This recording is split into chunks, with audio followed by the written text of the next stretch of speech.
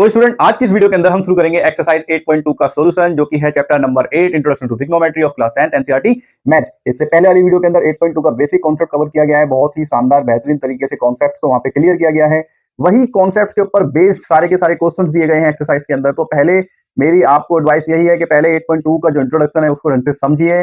समझने के बाद में खुद से ही कुछ क्वेश्चन परफॉर्म कीजिए एक्सरसाइज के। केवल उन्हीं क्वेश्चन के लिए आप किसी भी सॉल्यूशन की वीडियो देखिए, चाहे किसी की भी सॉल्यूशन देखो आप, जो आपको नहीं आते हैं, जिनके आंसर आपको नहीं समझ में आ रहे हैं, जो गलत आ रहे हैं, बस उन्हीं के आप सॉल्यूशन देखिए। पूरी सॉल्यूशंस को समझने की जरूरत नहीं होती है। बेसिक कॉन्सेप्ट आपको समझाए गए हैं इंट्रोडक्शन वाली वीडियो के अंदर, तो उस बेसिक कॉन्सेप्ट के दम पर ही आप काफी सारे क्वेश्चंस करने के कैपेबल हो जाते हो। ठीक है, तो इसलिए 8.2 का जो बेसिक कॉन्सेप्ट है वो जरूर देखिए। तो hello student, you are most welcome on math crackle, this is Ankit. तो चलिए शुरू करते हैं। तो देखो स्टूडेंट, 8.2 का जो फर्स्ट क्वेश्चन है उसके अंदर 5 पार्ट्स हैं, तो हम दो करके करेंगे एक स्लाइड के अंदर। Evaluate the following. यहाँ पर हमें कुछ वैल्यू दी गई, जैसे फर्स्ट क्वेश्चन है sin 60 मल्टीप्लाई बाय, यहाँ पे जो रिलेशनशिप होता है मैं आपको बताता जाऊंगा कैलकुलेशन के लिए, क्योंकि ये चैप्टर नया है, ठीक है, आप सभी के लिए।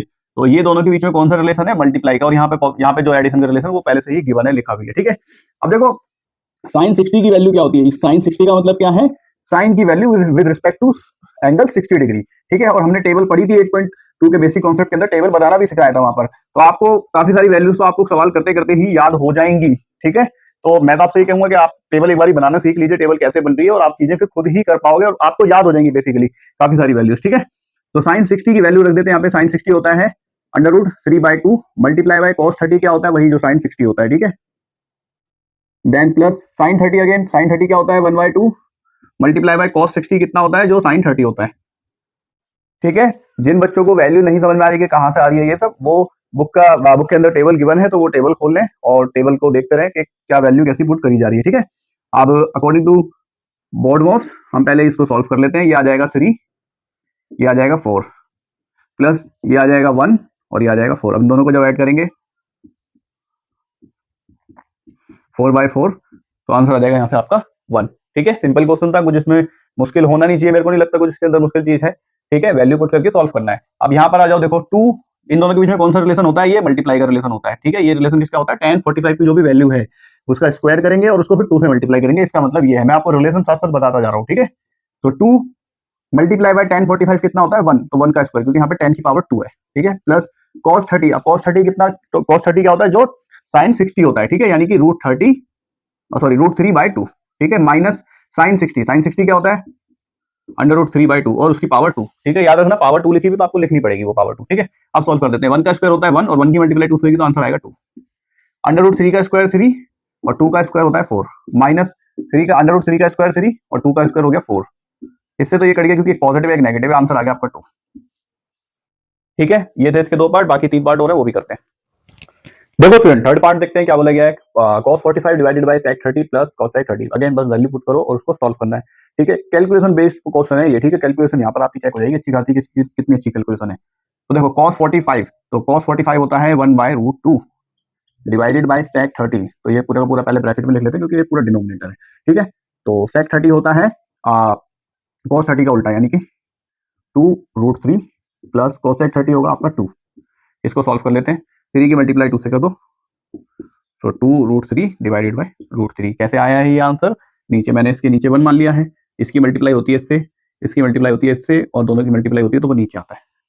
ठीक है, या फिर आप एलसीएम लेके करते हैं तो भी कर सकते हो, जैसे दोनों का एलसीएम आएगा √3, नीचे 1 मान लिया, दोनों का एलसीएम आएगा √3, √3 को फिर हम डिवाइड करेंगे इसके डिनोमिनेटर से, तो √3 से √3 डिवाइड होगा तो आपका आंसर आएगा 1, और 1 की मल्टीप्लाई कर दोगे न्यूमरेटर से तो आ जाएगा 2, तो इसलिए यहाँ पर आ गया 2। फिर बीच में प्लस का साइन है तो प्लस का लगा देंगे, माइनस का है तो माइनस का लगा देंगे।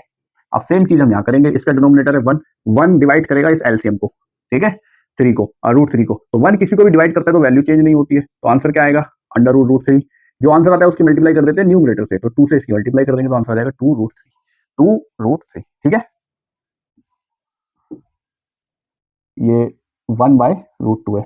अब ये साइन हटाएंगे डिवाइड का और इसको रेसिप्रोकल करते हैं। ठीक है, तो ये 1/√2 मल्टीप्लाई √3 डिवाइडेड बाय 2 प्लस 2√3। ठीक है, अब इसको फर्दर सॉल्व करते हैं, 3 की मल्टीप्लाई 1 से कर दो तो √3 आ जाएगा, इसकी मल्टीप्लाई करते हैं, देखो ये पूरे से होगी √2 की मल्टीप्लाई, √2 की मल्टीप्लाई पहले इससे कर दो तो आपका आंसर कितना आ जाएगा, यहाँ से दोनों में से 2 बाहर निकाल लो, चलो मल्टीप्लाई कर दो, तो 2√2 आ जाएगा, फिर इसकी मल्टीप्लाई इससे होगी तो आपका आंसर कितना आ जाएगा 2√6।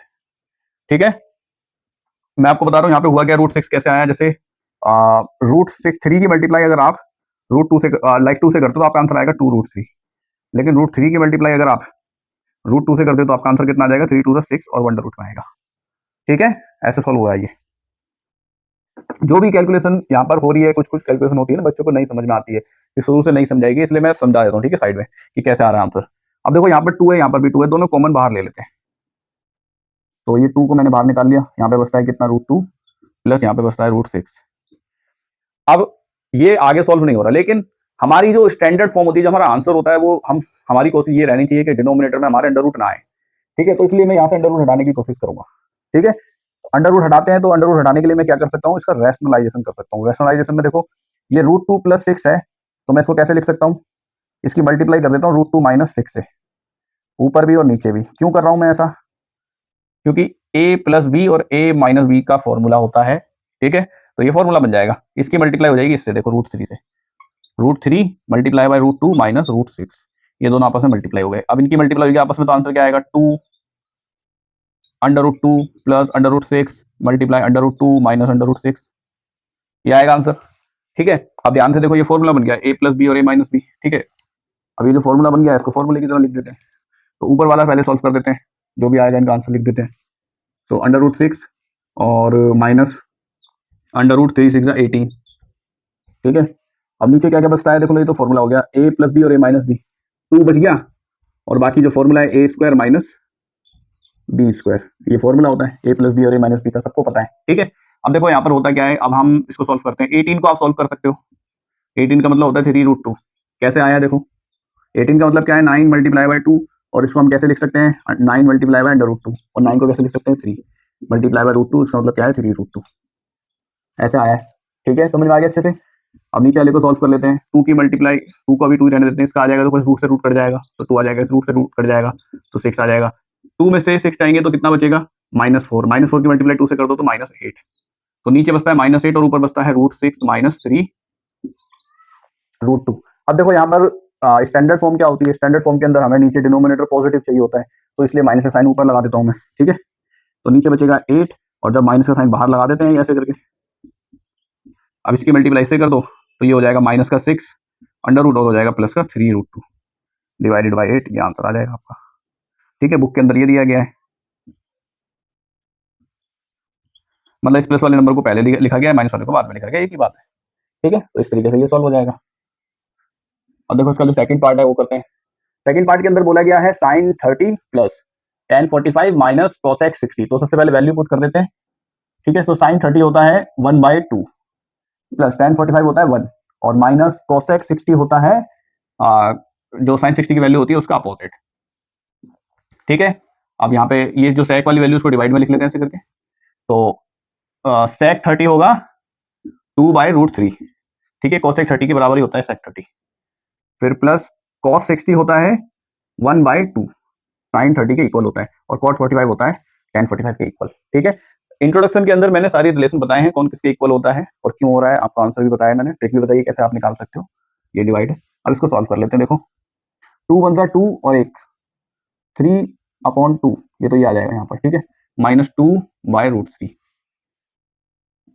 यहाँ पर भी ये हो जाएगा, ये हो जाएगा 3/2, तो 2/√3 प्लस 3/2। अब इन दोनों को सॉल्व कर लेते हैं, दोनों का एलसीएम क्या आएगा, 2√3। ठीक है, इसकी मल्टीप्लाई इससे हो जाएगी, तो 3√3, इसकी मल्टीप्लाई इससे हो जाएगी तो 4 आ जाएगा।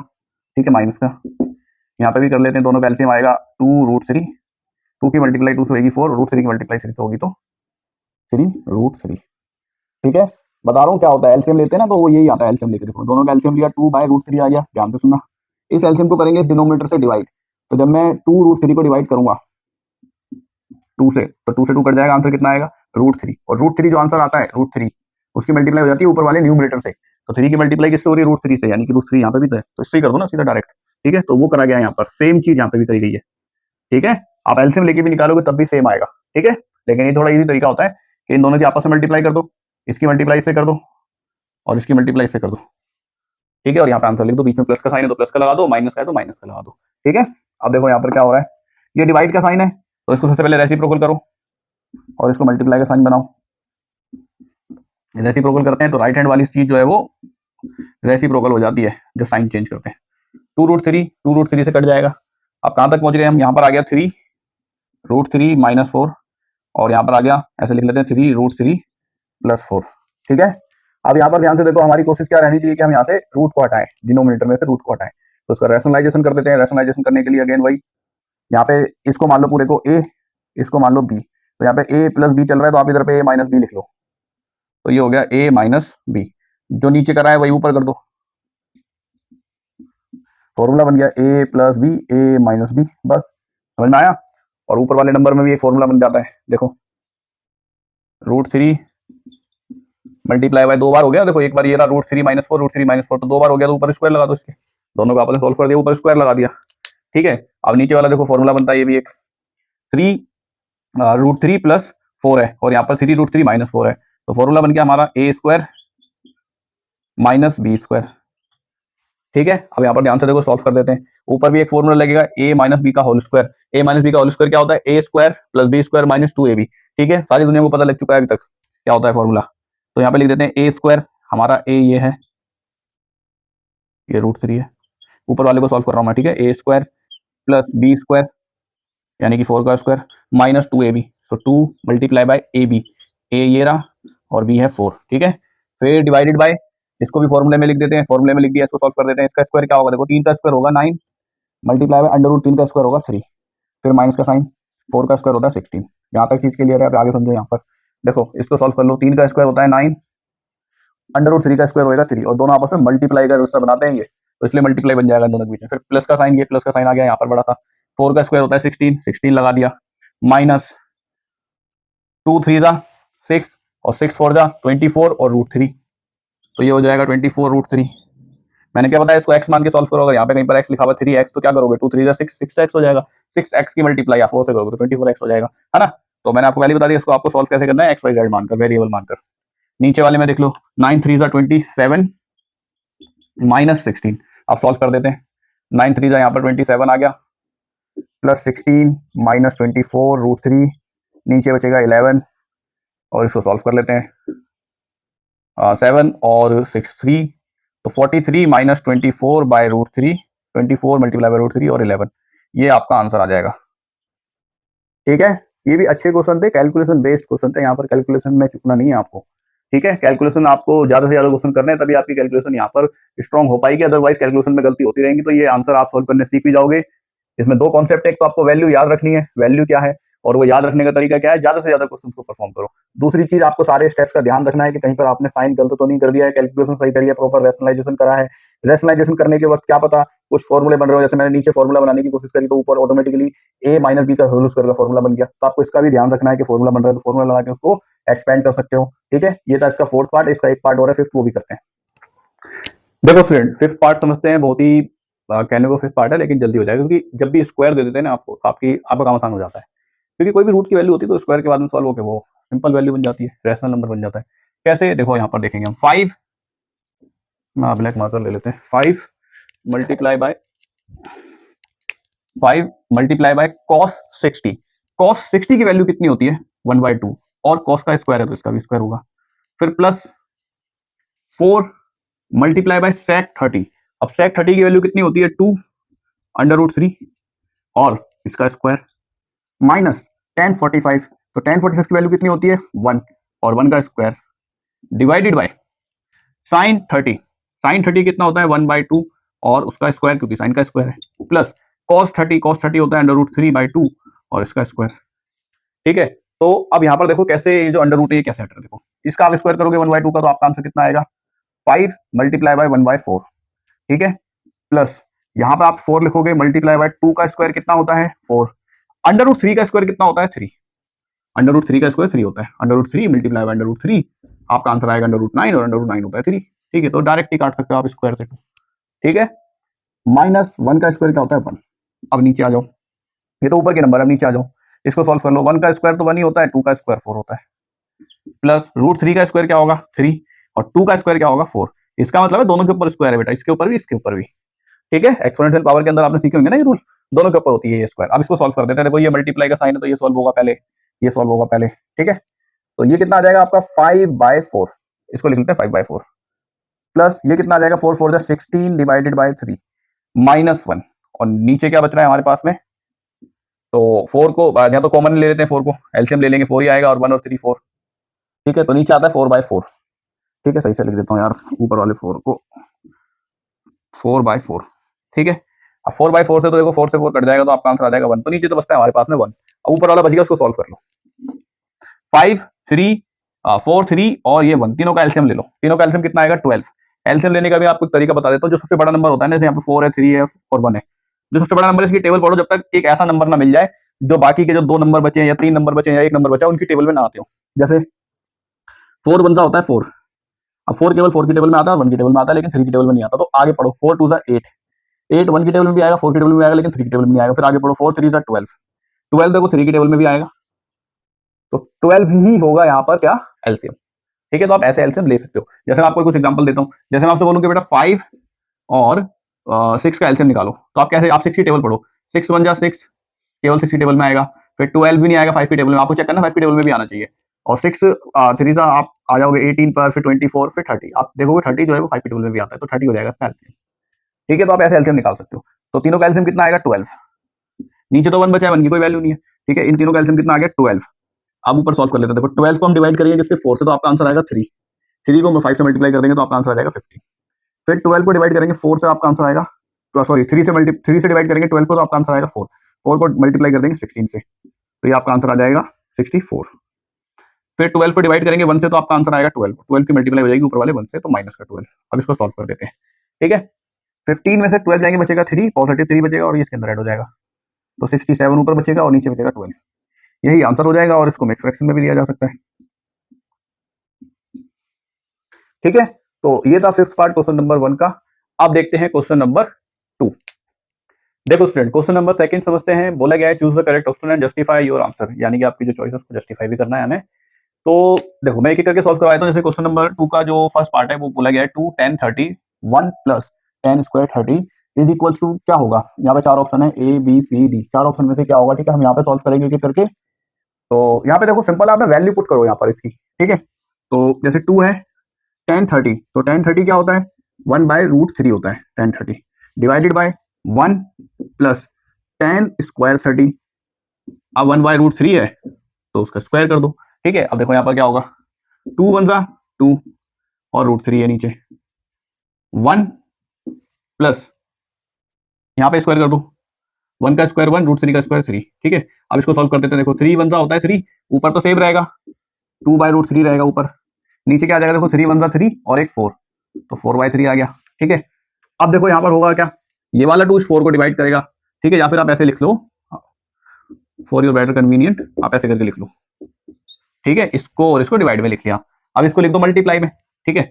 तो जैसे मल्टीप्लाई में लिखोगे तो उसको कैसे लिखोगे यहाँ पे, तो 2√3, अब इसको मल्टीप्लाई में करोगे तो 3 ऊपर चले जाएगा 4 नीचे आ जाएगा, तो ये चले गया 3 ऊपर और 4 आ गया नीचे, इससे ये कैंसिल हो जाएगा, ये आ गया 2, ठीक है। अब हमारे पास में आंसर क्या मिल रहा है हमें, 3 और 2√3 मिल रहा है हमें, ये मिल रहा है फिलहाल। अब देखो आप,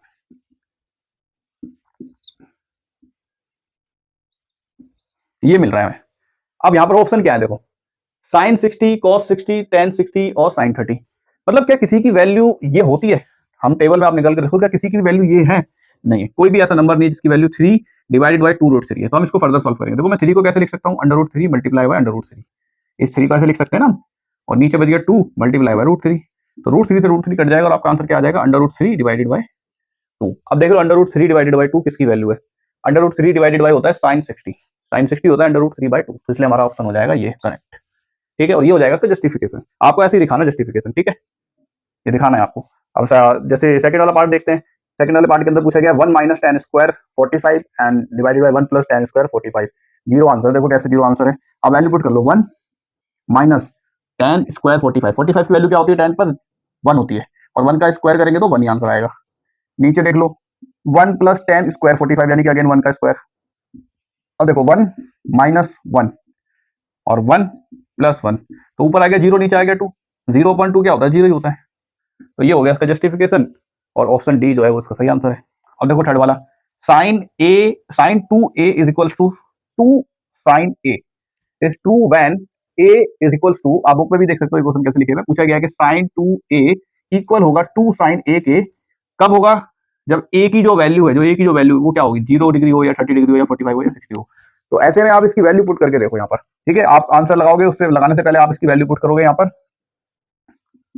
साइन 2a है ना, तो यहाँ पे लिख लेते हैं हम 2 और 0 डिग्री, ठीक है, इज इक्वल्स टू 2 साइन ए की जगह लिख लेते हैं 0 डिग्री, ठीक है। अब आप यहाँ पर ध्यान से देखो,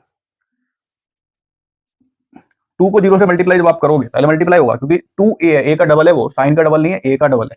तो कितना हो जाएगा, 2 को आप 0 से अगर मल्टीप्लाई करोगे 0 डिग्री, तो आपका आंसर कितना आएगा, 0 आएगा, ठीक है। तो ये आ गया sine 0 degree is equal to, अब यहाँ पे सॉल्व कर लो, 2 और यहाँ पे क्या है, पहले साइन 0 डिग्री है, बाद में उसका 2 टाइम्स होगा। तो साइन 0 डिग्री की वैल्यू कितनी होती है, 0 ही होती है, ठीक है। और साइन 0 डिग्री की वैल्यू कितनी होती है, 0 होती है। 0 डिग्री और 0 में फर्क है, ठीक है, ये 0 डिग्री है, ये 0 है। तो टेबल में देखो साइन 0 डिग्री इक्वल टू 0 होता है, यहाँ पर भी साइन 0 डिग्री इक्वल टू 0 होता है, तो मैंने 0 लिख दिया यहाँ पर भी मैंने 0 लिख दिया। अब 2 की मल्टीप्लाई 0 से होगी तो आपका आंसर कितना आएगा, 0। तो 0 इक्वल टू 0 आ गया, पहले ही ऑप्शन में आ गया, तो पहला ही ऑप्शन हमारा सही है और यही इसका जस्टिफिकेशन होगा, ठीक है। अब नेक्स्ट देखते हैं, ये वाला क्वेश्चन देख लेते हैं, फोर्थ वाला पार्ट। बोला गया है 2 tan 30 divided by 1 minus tan square 30। तो 2 tan 30, तो tan 30 कितना होता है बेटा, 1 बाय रूट 3 होता है tan 30, ठीक है। फिर 1 माइनस tan स्क्वायर 30, यानी कि tan 30 की वैल्यू जो है उसका स्क्वायर कर दो, ठीक है। अब देखो ये हो जाएगा 2 1 2 और रूट 3 नीचे आ जाएगा, तो 2 रूट 3, इसको डिवाइड में लिख लेते हैं, साइड में पता नहीं आएगा कि नहीं यहाँ पे, या एक बार नीचे लिख लेते हैं, बाद में लिख लेंगे डिवाइड में। अब इसको सॉल्व कर देते हैं, 1 माइनस 1 का स्क्वायर 1 और रूट 3 का स्क्वायर 3, ठीक है। अब मैं नीचे लिख रहा हूँ इसको यहाँ पर, सो 2 रूट 3 ये लिख दिया मैंने, फिर डिवाइडेड में इसको सॉल्व कर देते हैं, देखो 3 1 3 और 3 में से बन जाएगा तो कितना बचेगा, 2, तो ये आ जाएगा 2/3। आप इसको सॉल्व भी कर सकते हो, देखो कैलकुलेशन भी सिखानी पड़ती है कभी कभी। एलसीएम आएगा 3, 3 को 3 से डिवाइड करोगे आंसर आएगा 3, 3 की 1 से मल्टीप्लाई कर दोगे तो आ जाएगा 3। यहाँ पे भी यही सेम चीज करेंगे, 3 को 3 से डिवाइड करेंगे आंसर आएगा 1, 1 की ऊपर वाले से मल्टीप्लाई करेंगे तो आंसर आएगा 1, बीच में माइनस का साइन है, तो 3 में से बन जाएगा तो बचेगा 2 और नीचे 3, तो ये ऐसे आया है, ठीक है, 2/3। अब देखो मैं क्या करता हूँ, यहाँ पे इसको सॉल्व करता हूँ। सबसे पहले तो मैं यहाँ से डिवाइड से हटा के मल्टीप्लाई करूंगा, तो ये रेसिप्रोकल हो जाएगा, इस 2 से ये 2 कट जाएगा, ये बच गया हमारे पास में 3 और नीचे बच गया रूट 3।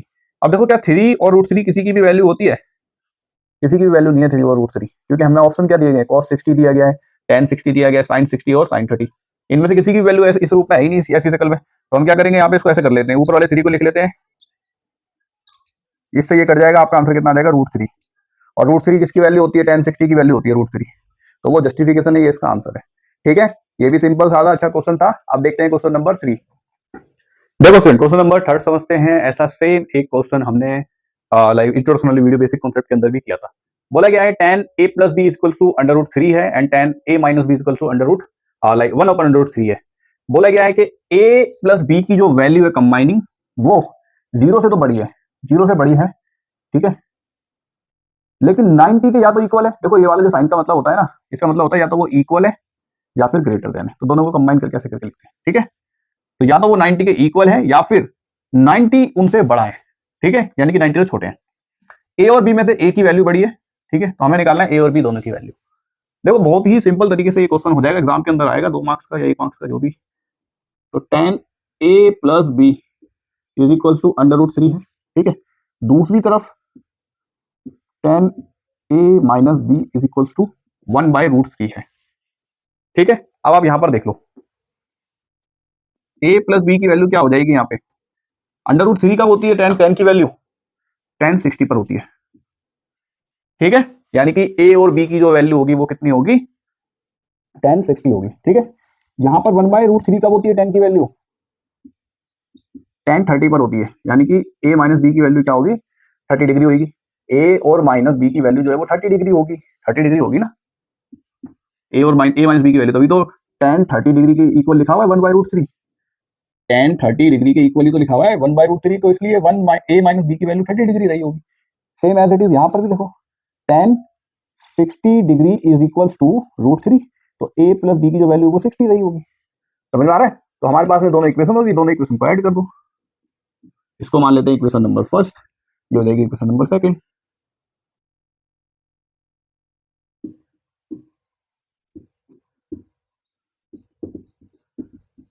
एडिंग इक्वेशन 1 एंड 2, तो फर्स्ट इक्वेशन है a plus B is equals to 60 degree, second है a minus B is equals to 30 degree. दोनों को ऐड कर देते हैं तो a और a दोनों प्लस का है तो हो जाएगा 2a, एक भी प्लस का एक भी माइनस का है तो ये कट जाएगा, जीरो आ जाएगा।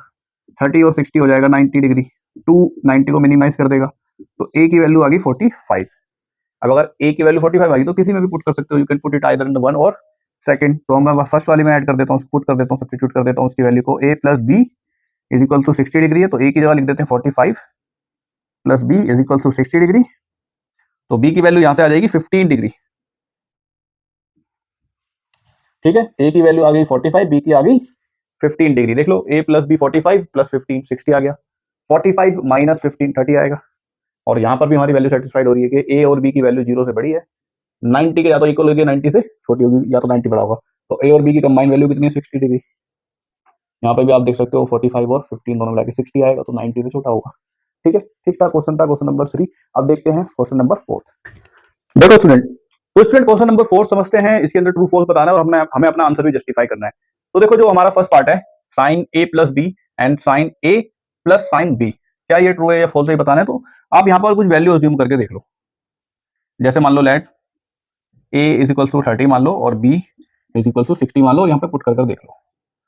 तो साइन a प्लस बी यानी कि 30 plus 60 is equal to sine a यानी कि साइन 30, साइन b यानी कि साइन 60। ठीक है, अब आप इसको सॉल्व करके देख लो, साइन ये हो जाएगा 90 और साइन 90 कितना होता है बेटा 1 होता है। अब आप यहाँ पर आ जाओ, साइन 30 कितना होता है, साइन 30 होता है 1/2 प्लस साइन 60 कितना होता है √3/2, तो ये कितना आ गया 1 प्लस √3/2 इक्वल्स टू 1। कभी ऐसा हो सकता है ना, तो यानी इक्वल आ रहा है तो इसलिए नहीं होगा।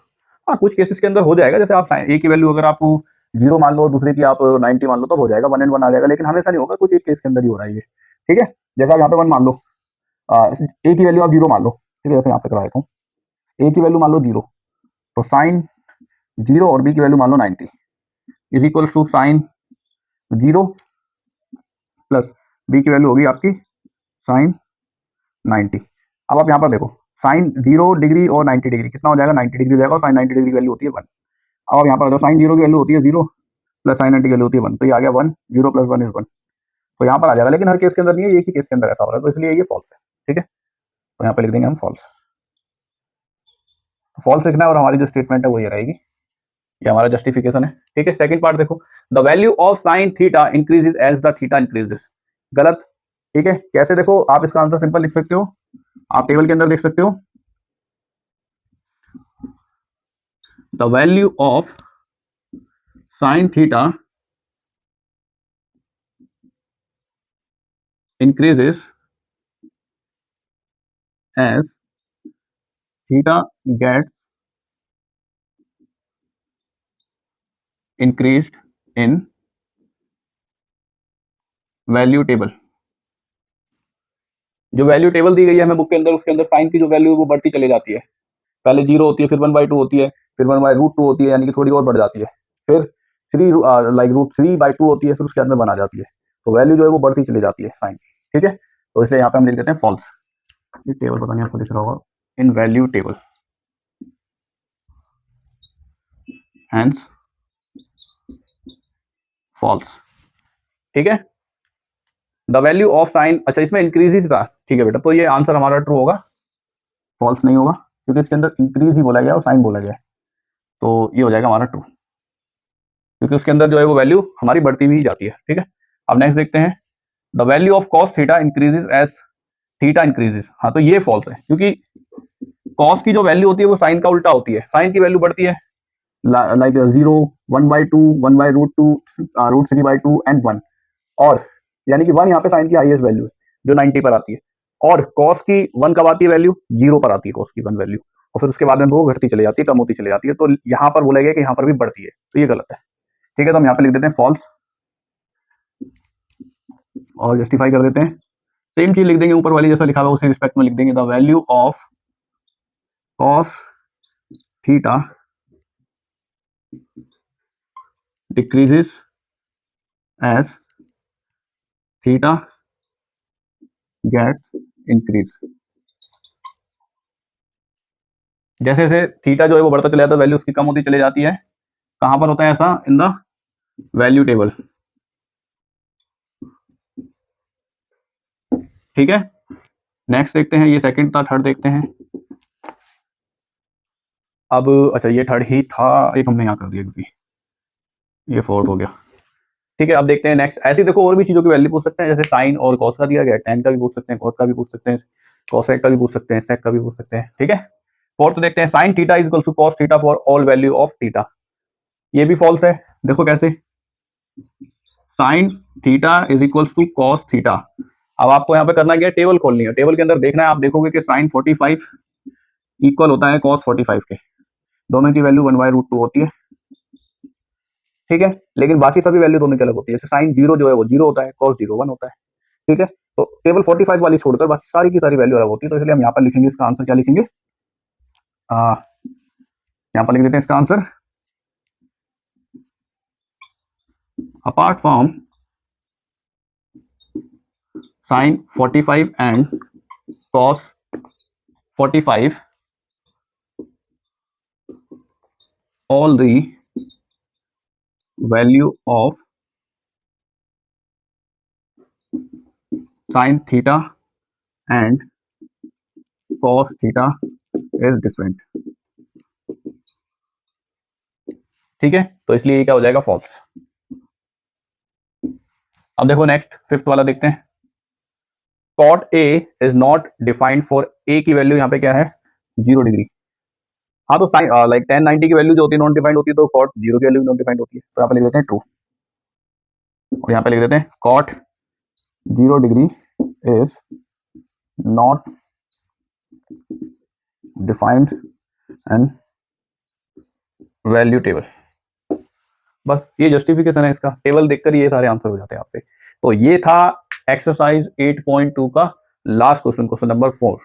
ठीक है, अभी तक इसके अंदर जो क्वेश्चन पूछे गए थे, मैं एवरेज बोलूंगा उनका लेवल, क्योंकि जो फर्दर एक्सरसाइज आने वाली है 8.3, जो फर्दर 8.4 आने वाली है, इन एक्सरसाइज के अंदर जो है वो डिफिकल्ट क्वेश्चन दिए गए हैं, यानी कि अच्छे क्वेश्चन वही हैं जो आपको एग्जाम के अंदर 4-5 मार्क्स के पूछे जाएंगे। ठीक है, और उसके अंदर कई सारी आइडेंटिटीज का भी यूज होगा, तो इसलिए आपने अभी तक 8.1 और 8.2 में से जितने भी क्वेश्चन जो बेसिक कॉन्सेप्ट है, अच्छे से नोट्स बना लीजिए, अच्छे से प्रिपेयर कर लीजिए उनको, क्योंकि 8.3 जो है आपको तभी अच्छे से समझ में आएगी जब आपकी 8.1 और 8.2 पर कमांड बहुत अच्छी हो जाएगी। ठीक है, तो नेक्स्ट वीडियो के अंदर हम 8.3 का बेसिक कॉन्सेप्ट करेंगे। अगर आपको 8.2 में से अभी भी कोई डाउट्स है या 8.1 में से कोई डाउट है, तो प्लीज इंस्टाग्राम पर उन क्वेश्चंस की मेरे को पिक सेंड कीजिए, या किसी भी एक्सरसाइज में कोई डाउट्स है मैं आपको उनके आंसर वहीं पे सेंड कर दूंगा। ठीक है, तो नेक्स्ट वीडियो के अंदर 8.3 का बेसिक कॉन्सेप्ट करेंगे, तो मिलते हैं 8.3 के बेसिक कॉन्सेप्ट के साथ नेक्स्ट वीडियो के अंदर। Thank you for watching.